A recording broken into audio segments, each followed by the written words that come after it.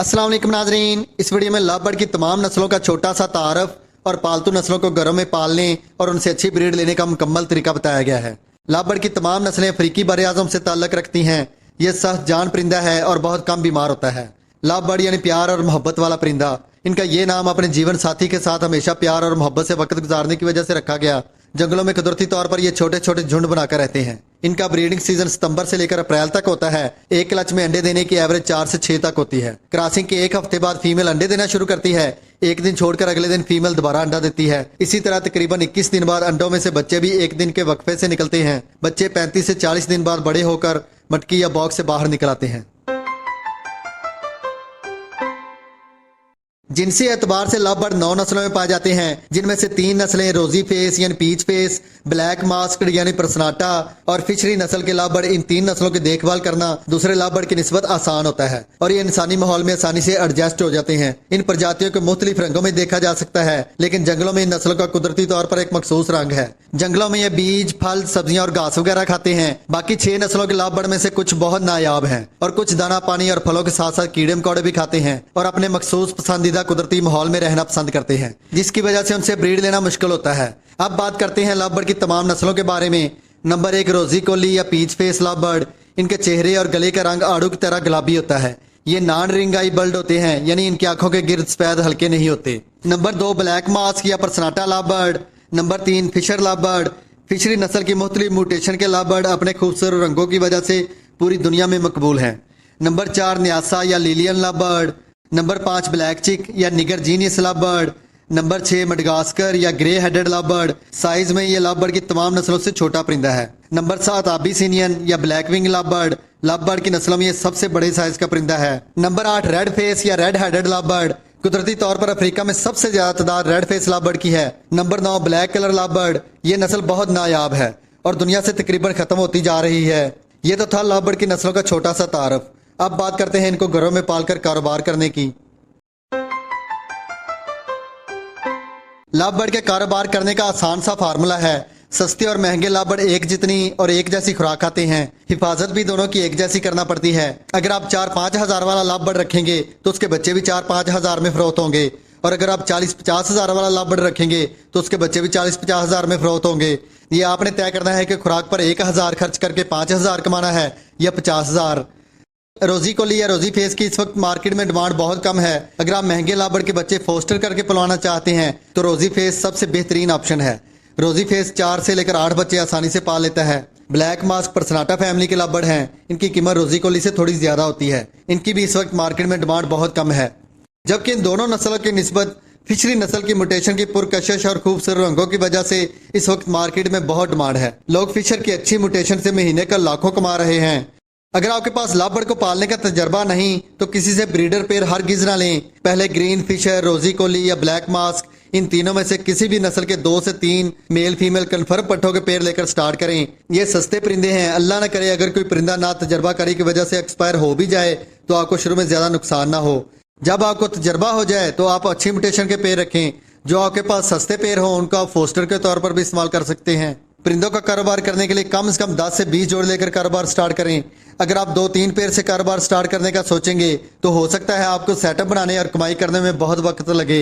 Love bird का कारोबार करने से पहले ये बात जहन में रखें, ये बज्जीज, जावा, फिंच की तरह नहीं जिनका आपने सुबह सुबह दाना पानी तब्दील किया फिर नौकरी पर चले गए, या 2-3 दिन का दाना पानी केज में रख के रिश्तेदारों से मिलने चले गए। आपको इन्हें प्रॉपर टाइम देना पड़ेगा। सर्दी और गर्मी के मौसम में टेम्परेचर मेंटेन करना पड़ेगा। अगर आपका सेटअप छत पर है या ऐसी जगह है जहां टेम्परेचर 30 से 40 तक है तो आप गर्मी को बर्दाश्त करने वाले परिंदे रखें। ज़ेब्रा फिंच की कॉलोनी बना लें या फिर डव की महंगी म्यूटेशन में पाई डव का सेटअप लगा लें। मेरा मशवरा है कि लव बर्ड के साथ साथ जावा, फिंच, डव भी रखें जिनको आप लव बर्ड का चूरा किया हुआ बचा कुचा दाना खिला सकते हैं। आपका दाना वेस्ट नहीं होगा।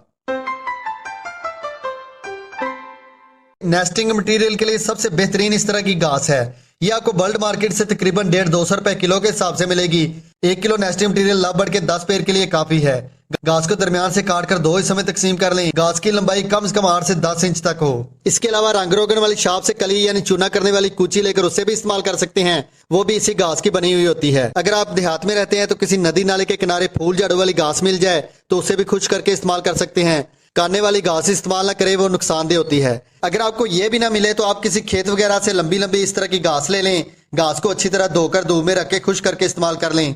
अगर घास भी ना मिले तो चावल वाली पराली धोकर खुश करके 8 या 10 इंच तक लंबा काट लें और इस्तेमाल कर लें। अगर आपको ये भी ना मिले तो लूसर को खुश करके इसे भी इस्तेमाल कर सकते हैं। इसके अलावा नारियल का छिलका भी इस्तेमाल कर सकते हैं। नारियल के छिलके को कूट कर नरम कर लें, फिर हाथ से इस तरह तिनका तिनका करके पानी से अच्छी तरह धोकर धूप में रख के खुश करके इस्तेमाल कर लें। बॉक्स हो या मटकी, लाभबर्ड दोनों में अच्छी ब्रीड करते हैं। लाभबर्ड घोंसला बनाकर ब्रीड करते हैं, इसलिए मटकी या बॉक्स का साइज बढ़ा लें। बॉक्स लंबाई, चौड़ाई और ऊंचाई में कम से कम 10 से 10 इंच का हो। बॉक्स आप लंबाई के रूप भी ले सकते हैं और चौड़ाई के रूप भी ले सकते हैं, जैसा आपको बेहतर लगे इस्तेमाल कर लें। कोशिश करें बॉक्स शीशम या कीकर की सख्त किस्म की लकड़ी का बना हो, ताकि लाभबर्ड बॉक्स कुतर कर खराब ना करें। बॉक्स में थोड़ा सा कोपेक्स पाउडर छिड़कर नेस्टिंग मटेरियल बॉक्स के चारों तरफ और नीचे इस तरह रखें कि मटकी या बॉक्स का पैंदा नीचे से खाली ना रहे, वरना अंडे सर्दी लगने की वजह से खराब हो सकते हैं। अगर मटकी इस्तेमाल करना है तो बड़े सुराख वाली मटकी लें या खुद किसी चीज से सुराख बड़ा कर लें, ताकि लाभबर्ड नेस्टिंग मटेरियल आसानी से मटकी में ले जा सकें। मटकी में भी कोपेक्स पाउडर छिड़कर इस तरह नेस्टिंग कर दें। मटकी या बॉक्स में थोड़ी सी घास इसलिए रखते हैं ताकि लाभबर्ड जल्द घोंसला बनाकर ब्रीड शुरू कर दें। थोड़ा सा नेस्टिंग मटेरियल केज के अंदर रख दें ताकि बाकी घोंसले की सेटिंग लाभबर्ड अपनी मर्जी से कर सकें। नेस्टिंग मटेरियल के अलावा बाजार से कुल्फी में इस्तेमाल होने वाली नरम स्टिक या फिर पॉपुलर दरख्त की ब्रीक खुश्क टहनियां मिल जाएं तो वो भी केज में रख दिया करें। इससे लाभबर्ड का लकड़ी को उतरने का शौक भी पूरा होता है और इसको चूरा करके लाभबर्ड घोंसले के तौर पर भी इस्तेमाल करते हैं। एक बात का हमेशा ख्याल रखें, लाभबर्ड के 10 माह से कम उम्र बच्चों को बॉक्स या मटकी हर किसी ना लगा कर दें। अगर लाभबर्ड कम उम्र में ब्रीड करेंगे तो एक्सपायर हो सकते हैं, इसलिए बॉक्स या मटकी केज में उस वक्त लगाएं जब ब्रीडिंग सीजन शुरू हो और उम्र 10 माह से ज्यादा हो। लाभबर्ड को केज भी केज रखें तो अच्छी ब्रीड करते हैं। अगर बॉक्स केज के बाहर लगाना है तो कोशिश करें केज की ऊंचाई और चौड़ाई कम से कम 1.5 फुट हो और लंबाई 2 फुट हो। अगर बॉक्स को केज के अंदर लगाना है तो केज की ऊंचाई और चौड़ाई 1.5 बाई 1.5 फुट और लंबाई 2.5 फुट हो। परिंदा कोई भी हो बड़े केज में रखें। परिंदा जितनी फ्लाइट करेगा उसकी सेहत अच्छी रहेगी और ब्रीड भी अच्छी करेगा। केज ऐसा लें जिसकी ट्रे ऐसे नीचे हो, ताकि लाभबर्ड की बीठें और गंदगी ट्रे के नीचे चली जाए और लाभबर्ड बीठें और गंदी चीजें खाकर बीमार ना हो। लाभबर्ड के लिए केज या कॉलोनी में स्टिक हमेशा कीकर या सख्त किस्म की लकड़ी की लगाएं। लकड़ी की स्टिक लगाने से लाभबर्ड के पाँव में किसी किस्म का इन्फेक्शन नहीं होता। एक स्टिक बॉक्स या मटकी के करीब लगाएं ताकि लाभबर्ड मटकी या बॉक्स के अंदर आसानी से जा सकें। दूसरी स्टिक थोड़े फासले पर नीचे की तरफ लगाएं ताकि लाभबर्ड नीचे से ऊपर वाली स्टिक पर उड़कर जा सके। अगर बॉक्स को केज के अंदर लगाना है तो बॉक्स को केज के बिल्कुल दरमियान में लगाएं, क्योंकि लाभबर्ड बज्जीज और दूसरे परिंदों की तरह स्टिक पर मीटिंग यानी क्रॉस करने के बजाय जमीन पर या बॉक्स के ऊपर मीटिंग करना ज्यादा पसंद करता है, इसलिए बॉक्स को दरमियान में लगाएं तो ज्यादा बेहतर है। कोशिश करें दाना, पानी और सॉफ्ट फूड का बर्तन स्टिक के नीचे ना हो, वरना लाभबर्ड की बीठें दाने या पानी में गिरेंगे जिससे लाभबर्ड बीमार हो सकते हैं। अगर स्टिक खाने पीने के बर्तन के बिल्कुल ऊपर है तो स्टिक को साइड पे लगा दें, या फिर दाने पानी के बर्तन के किनारे काट कर बर्तन को ऐसी जगह रखें जहाँ बीठे ना गिरे। पिंजरे की ट्रे की सफाई हफ्ते में 2 से 3 बार जरूर किया करें। अगली ब्रीड लेने से पहले केज या केज की तारों को धोकर साफ किया करें। फिर नीम के पत्तों को पानी में उबालकर छन्नी से छान लें। इस पानी से केज की सफाई किया करें। अगर आप चाहें तो 1 चम्मच डिटॉल का भी इस पानी में मिक्स कर सकते हैं। इस पानी को आप महीने में 1 बार पूरे शेड में शावर की मदद से छिड़काव किया करें। अगर आप अफोर्ड कर सकते हैं तो महीने में 1 बार वायरा कॉन के स्प्रे भी शेड में 1 बार जरूर किया करें। इससे आपका केज वायरस, जरासीम और कीड़े मकोड़ों से महफूज रहेगा। जब बच्चे सेल्फ होकर बॉक्स से बाहर आ जाएं तो अगली ब्रीड लेने से पहले बॉक्स की सफाई भी 1 बार लाजमी किया करें। हर दफा ब्रीड लेने के बाद जितनी नेस्टिंग पर बीठें या गंदगी लगी है उतनी नेस्टिंग बॉक्स से निकाल कर नई नेस्टिंग कर दें, या बॉक्स से सारी नेस्टिंग निकाल कर नेस्टिंग को सर्फ वाले पानी से अच्छी तरह धोने के बाद नीम के पानी से धोएं। नेस्टिंग खुश करने के बाद बॉक्स में दोबारा रख दें और कुछ नेस्टिंग मटेरियल केज में भी रख दिया करें। अगर लाभबर्ड एक केज में ब्रीड नहीं कर रहा तो केज बदल दें, यानी नीचे वाले पेड़ को ऊपर वाले केज में शिफ्ट कर दें और ऊपर वाले पेड़ को नीचे, या फिर किसी नर को किसी दूसरी मादा के साथ और मादा को किसी दूसरे नर के साथ बदल दें। अगर जोड़ा फिर भी नहीं बढ़ रहा तो केज में बॉक्स लगाकर 5-6 दिन के लिए मेल को केज में छोड़ दें, बाद में उसी केज में फीमेल को छोड़ दें। इंशाल्लाह जोड़ा बन जाएगा। अगर लाभबर्ड से कॉलोनी बनाकर ब्रीड लेना है तो कॉलोनी में तमाम बर्ड की उम्र एक जितनी हो, या तो सारे बच्चे हों या फिर तमाम अडल्ट पेयर हों।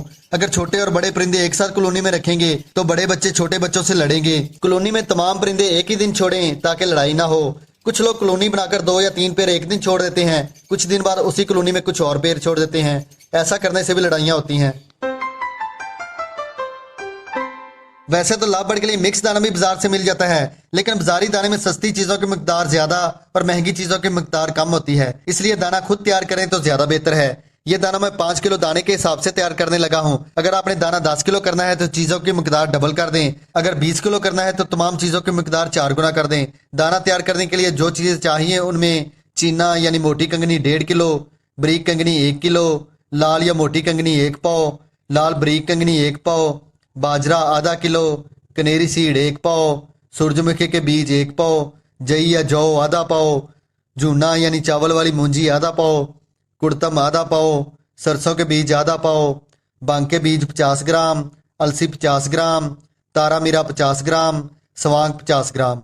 इन तमाम चीज़ों को मिक्स करने के लिए कपड़ा बिछा लें या कोई बड़ा बर्तन ले लें। उसमें चीना, बारीक कंगनी, लाल कंगनी, लाल बारीक कंगनी, बाजरा, कनेरी सीड, सूरजमुखी के बीज, जई, मूंजी, कुड़तम, भांग के बीज, सरसों के बीज, अलसी, तारा मीरा डालकर इन तमाम चीज़ों को अच्छी तरह मिक्स कर लें। सर्दियों में आप इसमें 50 ग्राम सफेद या काले तिल भी शामिल कर सकते हैं। मिक्स दाने का चार्ट जो आपको स्क्रीन पर नजर आ रहा है उसका स्क्रीनशॉट ले लें या फिर नोट कर लें और इसी चार्ट के मुताबिक खुराक तैयार करें। अगर आप मिक्स दाना खुद तैयार नहीं कर सकते तो किसी बल्ड शॉप से बज्जीज या लाभ बर्ड का मिक्स दाना लेकर वो भी खिला सकते हैं। लाभ बर्ड से अच्छी ब्रीड लेने के लिए कैल्शियम बहुत जरूरी है। वैसे तो आजकल पैरेट के लिए बाजार में काफी किस्म के विटामिन और कैल्शियम दस्तयाब हैं जो ज्यादातर बल्ड शॉप से ही मिलते हैं। अगर आप चाहें तो वो खरीद कर खिला सकते हैं, लेकिन कुछ कैल्शियम आपको आसानी से हर जगह से मिल सकते हैं। वैसे तो मेरे चैनल पर कैल्शियम ब्लॉक और कैल्शियम वाली मट्टी बनाने की वीडियो मौजूद है, आप वो देकर मट्टी तैयार कर लें। कैल्शियम बनाने का सस्ता और बेहतरीन तरीका यह है कि समुद्री झाग को कूट कर ब्रीक कर लें, उसमें एक अदद कैल्शियम ब्लॉक भी ब्रीक करके मिला दें। फिर उसके अंदर मोरिंगा, सौंफ, कलवंजी, काली मिर्च, मेथी और सुंड वाले पाउडर के 3 चम्मच भी मिला दें और 2 चम्मच काले नमक के भी मिला दें। ये मट्टी किसी बर्तन में डालकर केज में रख दें। लाभ अपनी जरूरत के मुताबिक खाते रहेंगे। 1 या 1.5 हफ्ते बाद मट्टी तब्दील कर दिया करें। सर्दियों के मौसम में हफ्ते में 2 से 3 दिन और गर्मियों में हफ्ते में 1 दिन अपने लाभ बर्ड को एग फूड जरूर खिलाया करें। एग फूड बनाने के लिए खुश्क रास या जौ का आटा सबसे बेहतरीन है। रास का हाथ से या ग्राइंडर मशीन से चूरा बना लें। फिर एक अदद अंडा लेकर उसे अच्छी तरह उबाल कर उसका भी चूरा बनाकर इसमें मिक्स कर लें। अगर आप चाहें तो इसके अंदर मोरिंगा, सौंफ, कलवंजी, काली मिर्च, मेथी और सुंड वाला पाउडर भी आधा चम्मच मिला सकते हैं। इसके अलावा कटल फिश बॉन यानी समुद्री झाग के पाउडर का 1 चम्मच मिक्स करके अपने लव बर्ड को खिला सकते हैं। एग फूड केज में इतना रखें जितना लव बर्ड 4-5 घंटे में खाकर खत्म कर दें। एक बात हमेशा याद रखें, जब लव बर्ड के अंडों से बच्चे निकलें तो कोई भी गर्म चीज एग फूड में मिक्स करके ना खिलाएं, वरना लव बर्ड अपने बच्चे सेल्फ करने से पहले दोबारा हीट पर आकर ब्रीडिंग पर आ सकता है और पहले वाले बच्चे एक्सपायर हो सकते हैं। सॉफ्ट फूड में मकई का नरम भुट्टा रोजाना आप अपने लाभ बर्ड को खिला सकते हैं। इसके अलावा गंदम, साबुत सब्ज मूंग, काले चने, मकई और चावल, इन तमाम चीजों को बराबर मकदार में लेकर मिक्स करके अपने पास रख लें। आपके लाभ बर्ड एक दिन में जितना सॉफ्ट फूड खाते हैं उस हिसाब से दाना निकाल लें। दाने को पानी से अच्छी तरह धोकर साफ कर लें और पानी डालकर 1 चम्मच सेब का सिरका भी इसमें शामिल कर दें और रात को भिगोकर रख दें। सुबह इन दानों को अच्छी तरह धोकर 2 मिनट के लिए उबाल लें। 2 मिनट का मतलब जब उबाला आना शुरू हो उस वक्त से आगे 2 मिनट काउंट करें। आप इन दानों को साबुत भी खिला सकते हैं, लेकिन बेहतर यही है आप दानों को थोड़ा सा मैश कर लें। ज्यादा मैश नहीं करना, बस इतना करना है कि दानों के ऊपर से थोड़े से छिलके उतर जाए। ये आप 1 दिन के वक्फे से अपने लाभ बर्ड को खिला सकते हैं। एक पेड़ को इस सॉफ्ट फूड के 3 से 4 चम्मच काफी हैं। अगर बच्चों वाला पेड़ है तो उसे आप थोड़ा सा सॉफ्ट फूड ज्यादा दे सकते हैं। इसके ऊपर आप समुद्री झाग और अंडे के छिलके का पाउडर भी छिड़कर खिला सकते हैं। इसके अलावा इन दानों को स्प्राउट बनाकर भी खिला सकते हैं। स्प्राउट बनाने की वीडियो मेरे चैनल पर मौजूद है, वो देखकर स्प्राउट बना लें और अपने लाभ बर्ड को खिलाया करें। अगर आप चाहते हैं कि आपके लाभ बर्ड के अंडों और बच्चों की एवरेज ज्यादा हो तो ग्रीन फूड और सॉफ्ट फूड परिंदों के लिए बहुत जरूरी है। ग्रीन फूड में आप मेथी, लहसुन, सलाद के पत्ते, पुदीना के पत्ते, पालक के पत्ते, इसके अलावा नीम के दरख्त के पत्ते भी खिला सकते हैं। सब्जियों में आप कद्दू, किया कद्दू, चुकंदर, गाजर, बंद गोभी, रवाई और लोबिया की फलियां, मटर, किया तोरी, भिंडी और टिंडे, जो सब्जियां भी आपको मौसम के हिसाब से दस्तयाब हों खिला दिया करें। इसके अलावा आप खीरा, तरबूज, अमरूद और सेब वगैरह भी खिला सकते हैं। तमाम सब्जियों को आप अलग अलग भी खिला सकते हैं और 3-4 सब्जियां मिक्स करके भी खिला सकते हैं। सब्जियों को अच्छी तरह धोकर बारीक काट लें। एक दिन खीरा, कद्दू, सलाद के पत्ते, चुकंदर यानी जो चीजें भी आपको आसानी से मिल जाएं काट कर मिक्स करके खिला दिया करें। अगले दिन को दूसरी सब्जियां काट कर खिला दिया करें। सब्जियों को आप जितना बारीक काटेंगे परिंदे उतनी आसानी से खाएंगे। मैंने तमाम किस्म के सॉफ्ट फूड, ग्रीन फूड और एग फूड को अलग अलग बनाने और उनको खिलाने का तरीका इसलिए बताया है क्योंकि बाज लोग तमाम चीजें इकट्ठी फोड़ नहीं कर सकते।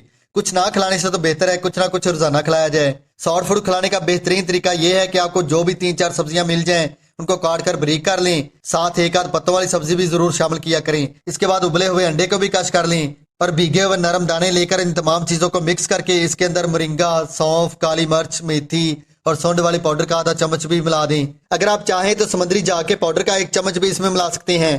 तमाम चीजों को अच्छी तरह मिक्स कर लें, ज्यादा मिक्स करके कचूम्बर ना बनाएं, बस हल्का सा मिक्स करना है ताकि सब्जियां पानी ना छोड़ें। ये सॉफ्ट फूड सर्दी हो या गर्मी हर मौसम में रोजाना अपने लाबड़ को खिला सकते हैं। आपके परिंदे हमेशा सेहतमंद होंगे, अंडे बच्चे देने के एवरेज में इजाफा होगा। अगर आपके लाबड़ सॉफ्ट फूड नहीं खाते तो सुबह के वक्त दाना केज से निकालकर सॉफ्ट फूड रख दिया करें, लाबड़ खुद ही खाना शुरू कर देंगे। 1-2 घंटे बाद दाना भी केज में वापस रख दिया करें। एक बात हमेशा याद रखें, जिस बर्तन में सॉफ्ट फूड दें वो बर्तन रोजाना धोया करें। एग फूड, सॉफ्ट फूड और ग्रीन फूड परिंदों को खिलाने का बेहतरीन वक्त सुबह का होता है। किसी भी किस्म का सॉफ्ट फूड परिंदों को इतनी मिकदार में दें जितना वो 3-4 घंटे में खाकर खत्म कर दें। अगर लाबड़ सारा सॉफ्ट फूड ना खा सकें तो जो 4-5 घंटे बाद बच जाए वो केज से उठाकर जाया कर दें, क्योंकि ज्यादा देर सॉफ्ट फूड केज में रहने से सॉफ्ट फूड खराब हो जाएगा, उसमें फंगस पैदा होने का खतरा होता है जिसको खाने से परिंदे बीमार हो सकते हैं। कोशिश करें लाबड़ के कमरे का टेम्परेचर 24 से 32 सेंटीग्रेड तक हो।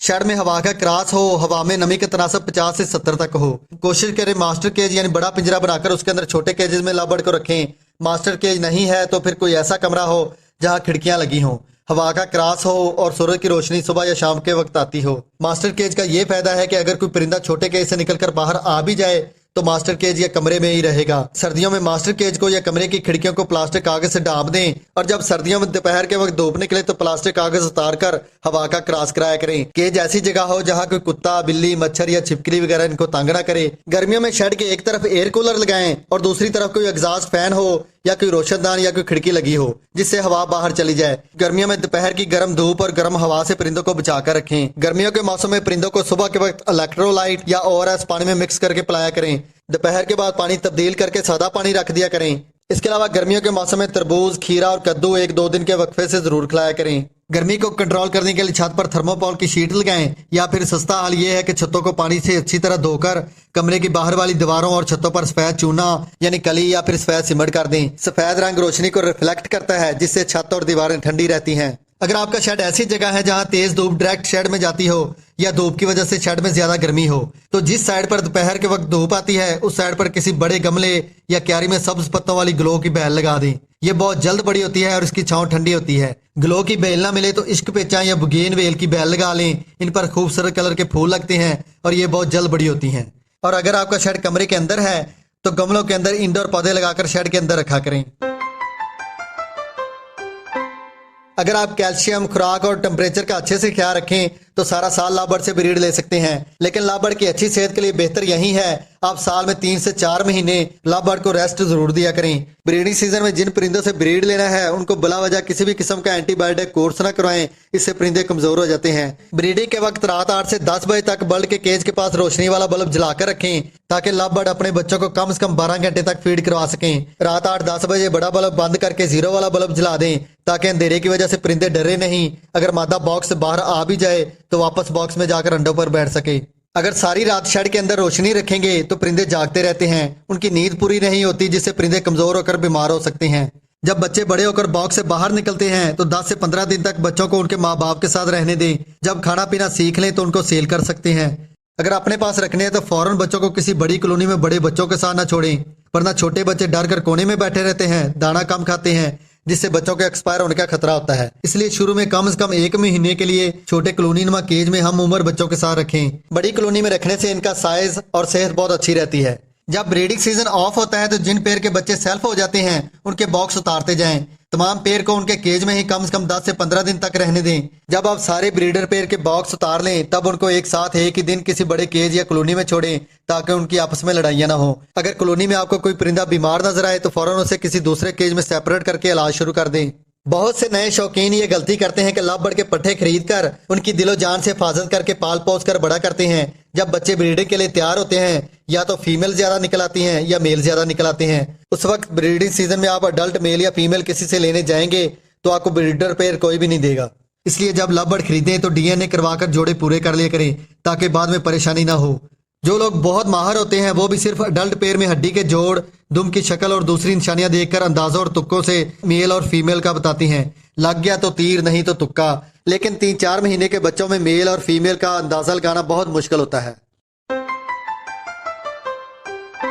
लव बर्ड बहुत कम बीमार होते हैं। ज्यादातर इनमें आंखों की बीमारी आती है जो केज में हवा का क्रॉस ना होने या हबस होने या आंखों में नेस्टिंग मटेरियल का तिनका लगने, डस्ट पड़ने या मच्छर काटने की वजह से भी हो सकती है। इसके आसान इलाज की बात करें तो आप बोरिक एसिड आंखों में डालकर फिर हल्के ग्लाब से आंखों को धोकर जेंटामाइसिन या कोई भी अच्छा सा आई ड्रॉप आंखों में डाल दें। 4-5 दिन ऐसा करने से आंखें ठीक हो जाएंगी। दूसरी बीमारी लूज मोशन की है, जिसके इलाज के लिए विब्रामाइसिन का 1 कैप्सूल 1 लीटर पानी में मिक्स करके उस पानी में लैसोविट सिरप और फ्लैजल सिरप के 2-2 ड्रॉप डालकर वो पानी सुबह को केज में रख दें। ये कोर्स भी आपने 4 से 5 दिन तक करवाना है। साल में 1 मरतबा परिंदों की डीवार्मिंग भी जरूर करवाएं। डीवार्मिंग के लिए जेंटल या कोई भी डीवार्मिंग की दवाई 1 लीटर पानी में 5 ml मिक्स करके सुबह के वक्त केज में वो पानी रख दें। डीवार्मिंग 6 महीने बाद या साल में सिर्फ 1 मरतबा करवाना है ताकि इनके पेट के कीड़े मर जाएं। डीवार्मिंग बहुत ज्यादा गर्मी के महीनों में हर किसी ना करवाएं। इसके अलावा जुएं या रेड माइट्स पड़ने की वजह से परिंदे खारिश करते रहते हैं। परिंदों को पकड़कर मुंह और आंखें बचाकर परिंदों को परों के नीचे कोपक्स पाउडर लगा दें। इंशाल्लाह जुएं एक ही दिन में खत्म हो जाएंगी। अगर लड़ाई की वजह से कोई परिंदा जख्मी हो जाए तो पायोडीन लगा दें या फिर हल्दी को सरसों के तेल में मिक्स करके पेस्ट बना लें और जख्म वाली जगह पे लगा दें। अगर कोई परिंदा ज्यादा बीमार है, खा पी नहीं रहा, तो दिन में 3 से 4 मरतबा हैंड फीड करवाकर मेडिसिन इस्तेमाल करवाएं। अगर कोई पेड़ अंडे अनफर्टाइल दे रहा है तो उस पेड़ को 1 महीने की रेस्ट दें। दरमियाने साइज का आधा प्याज लेकर उसे हल्का सा कूट कर 1 लीटर पानी में रात को भिगोकर रख दें। सुबह वो पानी छान लें। कोशिश करें हफ्ते में 2 से 3 दिन हर किस्म के बर्ड को ये पानी पिलाया करें। इंशाल्लाह अंडे अनफर्टाइल नहीं होंगे। और ऐसे परिंदों को हफ्ते में 2 से 3 दिन स्पार्क भी इस्तेमाल करवाया करें। एक बात हमेशा याद रखें, अपने परिंदों को बिला वजह कोई भी मेडिसिन इस्तेमाल ना करवाया करें। अपने सेहतमंद परिंदों से ज्यादा ब्रीड लेने के चक्कर में दवाइयां खिला खिला कर परिंदों को और उसके आने वाली नस्लों को कमजोर ना करें। खुदा के लिए परिंदों पर रहम करें। अगर आपने लव बर्ड से अच्छी ब्रीड लेनी है तो आप नेचुरल ग़िज़ाएं ज्यादा इस्तेमाल किया करें। दाना पानी साफ सुथरा दिया करें। Soft food, egg food, green food, सब्जियों का इस्तेमाल ज्यादा किया करें। ऐसा ना हो कि आपने एक दिन सॉफ्ट फूड खिला दिया, बाद में जब आपका दिल किया 4-5 दिन के वक्फे से दोबारा सॉफ्ट फूड दे दिया। अगर आपने लव बर्ड से अच्छी ब्रीड लेना है तो सॉफ्ट फूड, ग्रीन फूड और एग फूड की एक रूटीन बना लें और रोजाना खिलाया करें। रही बात परिंदों को सेल करने की, तो बर्ड शॉप वाले परिंदे आधी कीमत पर खरीदते हैं और डबल कीमत पर फरोख्त करते हैं। अगर आपके बर्ड की क्वालिटी अच्छी है तो फेसबुक पर परिंदों के ग्रुप्स या ओलेक्स पर ऐड लगाकर सेल करें या किसी बड़े ब्रीडर से राब्ता कर लें। वीडियो पसंद आए तो लाइक जरूर करें। चैनल सब्सक्राइब नहीं किया तो सब्सक्राइब करके बेल का बटन ऑल कर दें। मिलते हैं अगली वीडियो में। अल्लाह हाफिज।